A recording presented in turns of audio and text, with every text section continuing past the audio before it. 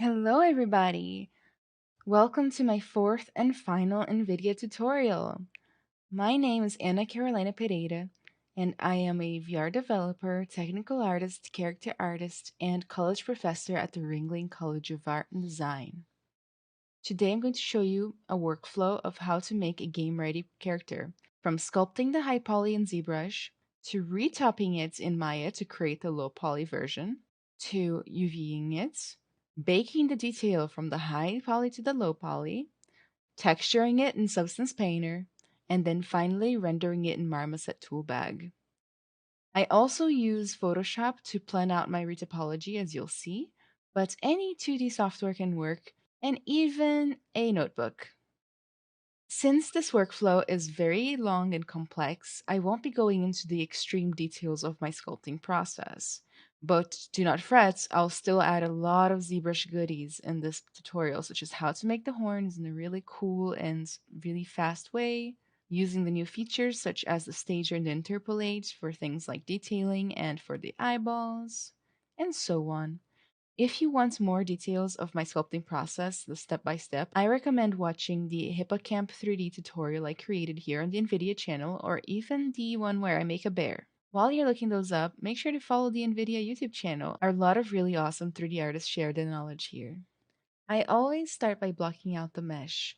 This time around, I started with a simple poly mesh sphere and a little bit of Dynamesh, but I always make sure to keep it low resolution so that I can have full control over my model. You want to make it low poly for as long as possible to avoid any ugly lumps that you might not intend on adding. It also makes smoothing a hell of a lot easier.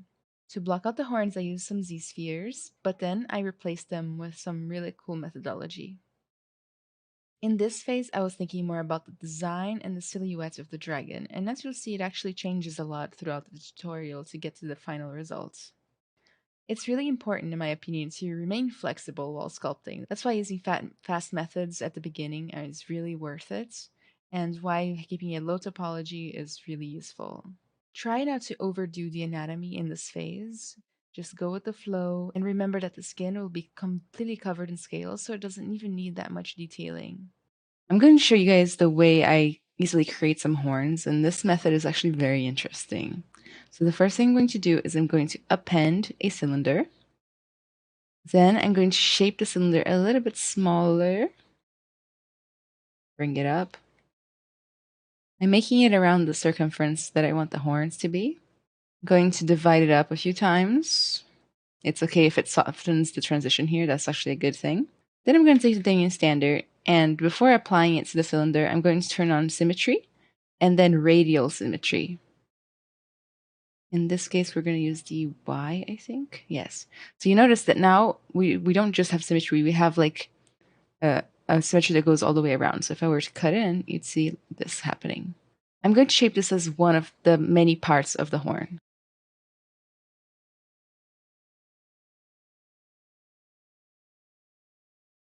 This is important. You want the bottom to be slimmer than the top because we're going to be layering these. You can use the blob brush to create some cool effects. Now, here's when the magic happens. I'm going to delete the lower subdivisions. I'm going to press W to get the gizmo, zoom out, press Control and drag. And we're going to create layering in the horn. So once you've kind of gotten the distance between the two horns that you want, you're going to let go of Control and keep dragging. And this might take a little practice. Make it as long as you want your horn to be. Then, before we move on, we're going to actually make the top area a little bit pointy. This will pay off in the future. From here, we can press W again, press the cog button, and go to taper. Take off symmetry first. Then I'm going to get the little triangle at the top, the orange one, and pull it, actually push it, and that will create a tapered effect where the horn gets thinner towards the top.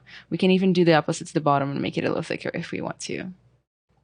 When you're done, press the cog again and accept. Then I'm going to duplicate the horn we just created and move it into position. I'm going to press down Shift and rotate it 90 degrees. Pressing down shift makes the rotation snap as opposed to free, like this. And you want to make sure that it's either standing up straight or completely horizontal, and this will make the deformers a little easier to use. Then I'm going to press the cog again and get a deformer this time. Increase the amount of subdivisions in this deformer and start grabbing sets of vertices on this deformer. I'm going to change my mask to mask lasso like this. Grab a few of them and then start positioning where you want them to go. And this is going to create really, really clean deformations. As you'll notice, I'm actually struggling to see with the old horn, so I can just hit transparency, and that way I'll be able to see my new horn through the old horn. I like to do this from one angle at a time.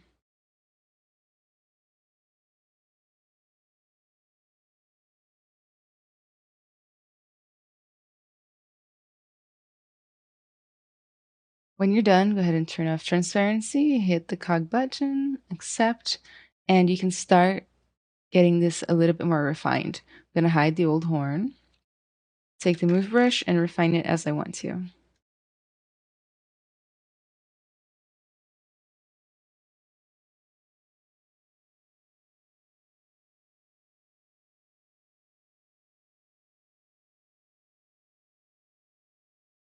This part is super important. To change the shape up a little, I grab my Damien standard, make it kind of pointy, and then I kind of dig in certain areas along the horn.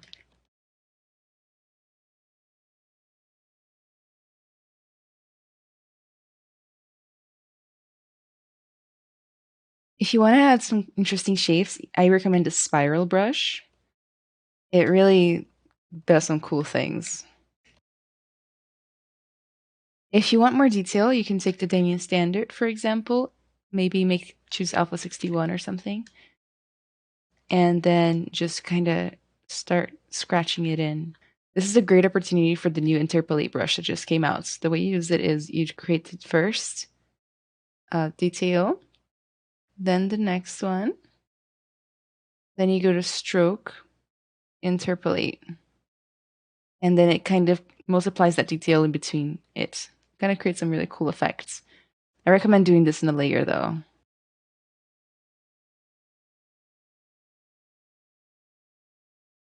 At the very end of my horn creation process, I decided that it'd be cool to add some spikes. So the way I did that was by going to the snake hook brush, and if you just use it as is, you kind of can create some crazy shapes. But if you go in the brush panel into curve and click AccuCurve, it creates spikes. It is time to make the scales.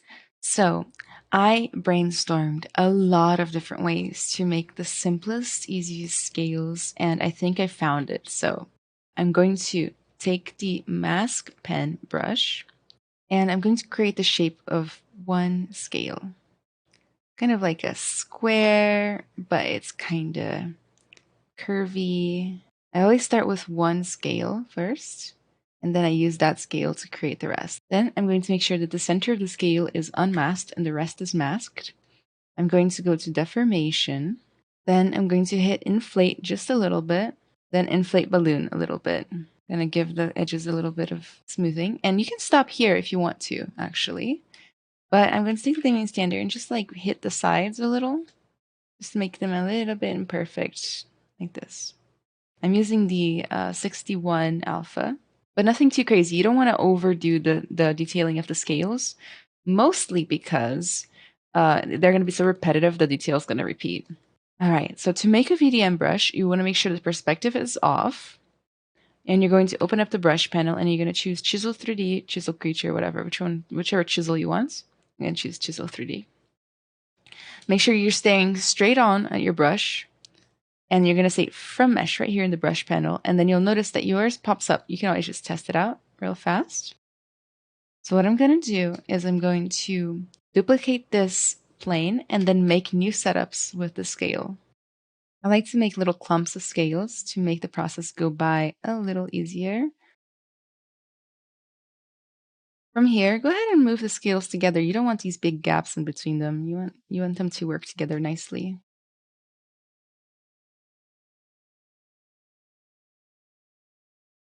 If you want to, you can always pinch the edges that are a little too far away from each other with the pinch brush, or straighten out some lines too with this pinch brush. It works for that. All right, let's start applying it on the dragon. And you'll notice that you want a high resolution for this. If you do low resolution, it won't look as good as it could have. So right now, let's go ahead and divide a little bit more.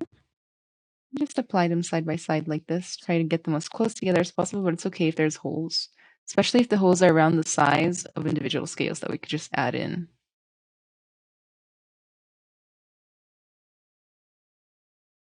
If you put the scales inside of a layer, you'll be able to erase them easier, like I showed in my hippocamp tutorial. So let me show you. I'm going to put some big scales in the layer. Then I'm going to stop recording the layer. Say I want to get rid of the whole thing, I can just stop recording the layer and turn the layer off. But I can also go to Morph Target and say Store Morph Target. Turn my layer back into recording mode. Then use the Morph Target brush and simply erase away any scales I don't want. Let's go ahead and make the eyeballs. I'm going to append a sphere 3D, and I'm going to keep it pretty symmetrical. And I'm going to use the new feature called the stager. So I'm going to go Geometry, Modify Topology. Actually, it's not in Modify Topology, it's right here in the stager. So what this does is basically it lets you select a home stage and a target stage for your object.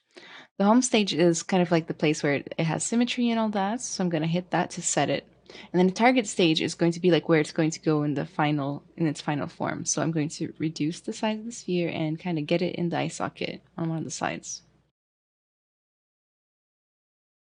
Once I'm ready, I'm going to hit target stage to set this. And now you can swap between the two. And this is very handy. With the home stage selected, I'm going to start creating the eye. I'm going to divide it a few times. Let's turn on symmetry and radial symmetry. I'm going to start by masking out where I want the pupil to go, the iris, I guess. Making it as round as possible. Then I'm going to use the move brush to create that concave shape. Then the clay buildup to dig out the pupil itself, however big you want it.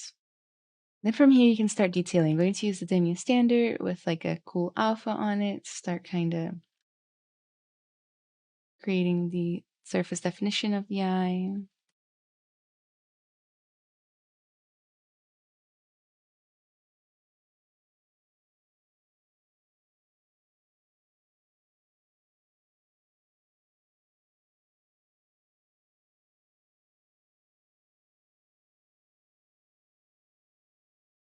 Once I'm done with that, I'm going to turn off solo and hit switch stage. And it should be in a similar position, it's just that I'm going to rotate it. Once you're ready to add it to the other side, you can just freeze your subdivision levels and then hit mirror and weld under modify topology in the geometry tab. And then you can unfreeze them. Let's prepare this model for some retopping now that it's complete. Here's something important to think about the retop. I modeled this with the mouth closed mostly, but thankfully I was thinking ahead, so I had a polygroup for the lower jaw. When you're retopping, you want the mouth to be open because if you're going to animate it, right, you want to be able to see the inside of the mouth. You won't be able to create dialogue animations without the inside of the mouth if it's just retopped over. So the first thing I'm going to do is I'm going to create a new layer called open mouth. Then I'm going to go to a lower subdivision and I'm going to automatically select just the poly group that was the mouth, and I'm going to soften it a little bit. Then I'm going to invert it and simply rotate it open. I'm going to get a little bit more of the neck area here.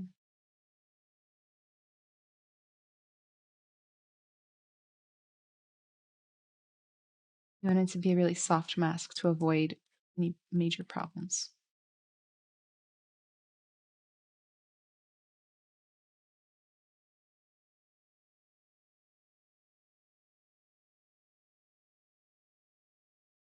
You can fix up any problems now. So now that the mouth is open, I'm going to get it ready to send into Maya. I'm going to bake all the layers. It turned black, and this is a very common issue. Let's undo that. That happens if you ever bake the layers while you're still recording on. So stop recording first, and then bake all. And look, like magic, much better. I'm going to duplicate the subtool. Then I'm going to go to Z plugin, and I'm going to go to Decimation Master, and I'm going to pre-process currents. Then I'm going to hit the plugin pre-process currents. I'm going to choose maybe 40% decimation. Decimate current. What decimation does is it automatically reduces the poly count of your mesh by triangulating it and trying to maintain as much as possible all the details. So if I zoom in, I can actually see that my mesh has been triangulated, but the details are still there. It's almost imperceptible depending on how far you push it. This is what I'm going to send to Maya to retop. So I'm going to go to Z plugin, FBX export import, and I'm going to export the selected. For the rest of the items on the heads of the horns, spikes, teeth, eyes, I'm not going to retop by hand this time around. Normally I would, but since they are not deforming objects, I will just retop them here in ZBrush by using the zero mesher. I have just imported my model into Maya. You'll see that it's a little small, but here's the thing, you don't want to scale this, at least not permanently, otherwise it will completely mess up your bakes. You want your high poly from ZBrush and your low poly from Maya to be the exact same size and the exact same orientation.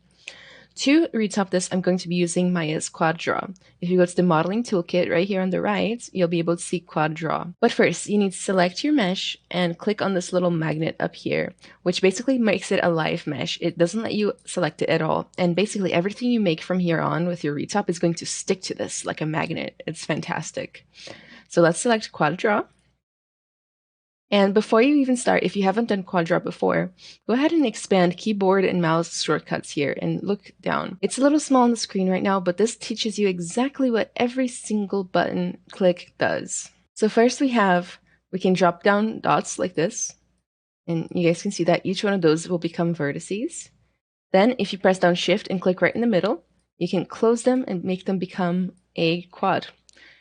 The tab is my favorite way to create new topology because it just lets you extrude like this. So tab and drag. You can also tab and drag from a vert like this. To delete a polygon or an edge, you just Control Shift click and it turns yellow. So you can just doop, doop, doop, doop, doop. You can also take off the edge, which I don't recommend because we just made an n-gon. To change the shape of the quad you just made, you can just grab the verts or the edges and drag them around. Then, if you press down Control, you'll see a little green line pop up. This allows you to add loops. Lastly, if you press down Shift and drag, it will relax them. Those are the main tools I use personally. There's probably different ways to do this, but this is how I do it. Let's turn on symmetry. You're going to scroll up in the tool palette, and we're going to see where it says symmetry. I'm going to go ahead and select Object X. And now when I lay down polys, it should be symmetrical. When I'm retopping, I try to make my polygons as huge as possible while focusing only on the flow, kind of like this.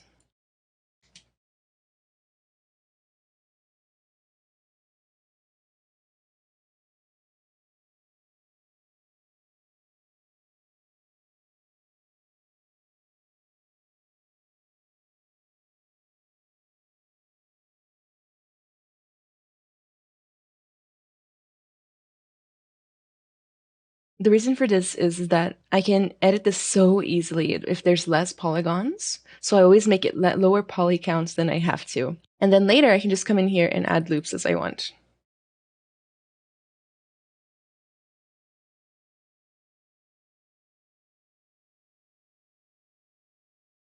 And then just fix anything that might have gotten moved with this, add a little relaxing. And there you have it, the easiest way I can think of to retop, manually anyway.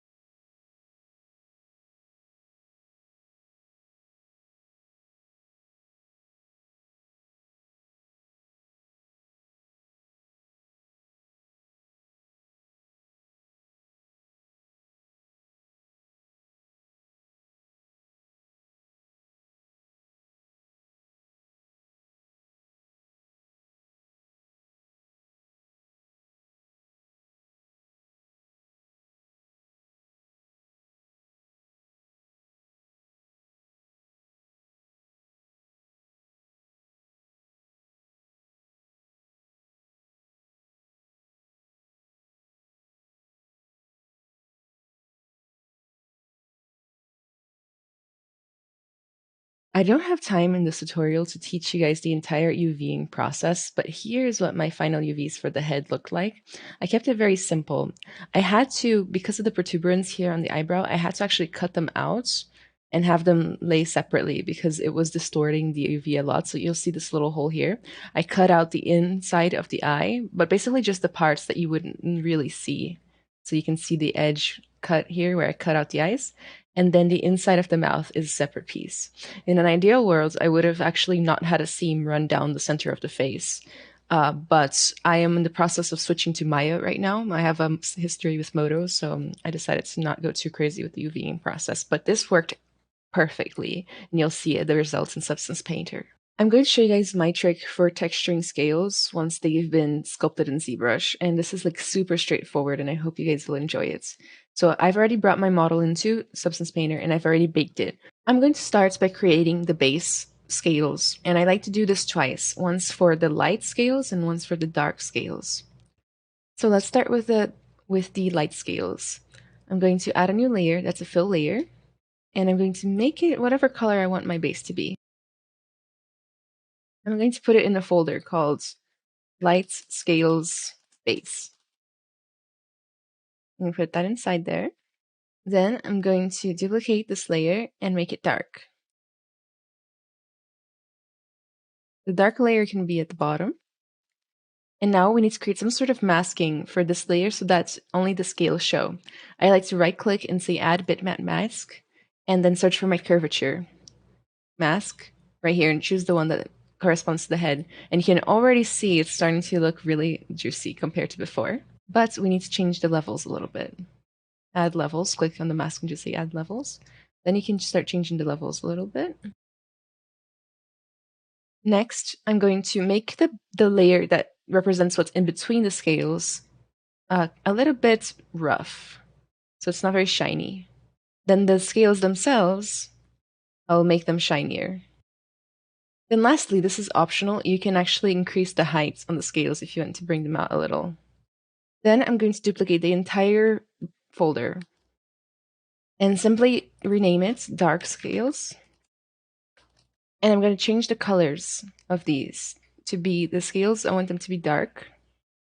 And the in-between area, I want it to be light. All right, so we kind of got a base. Looks a little scaly, a little crazy though. I'm going to go ahead and put a black mask on the dark scales. And then just paint in wherever I want them to go.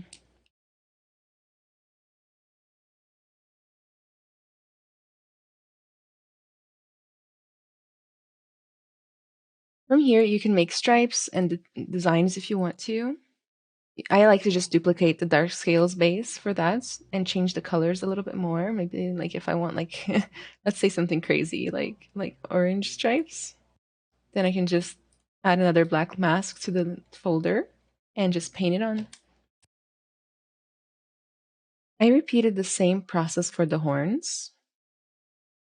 For the eyes and teeth, I relied on painting manually with some fill layers.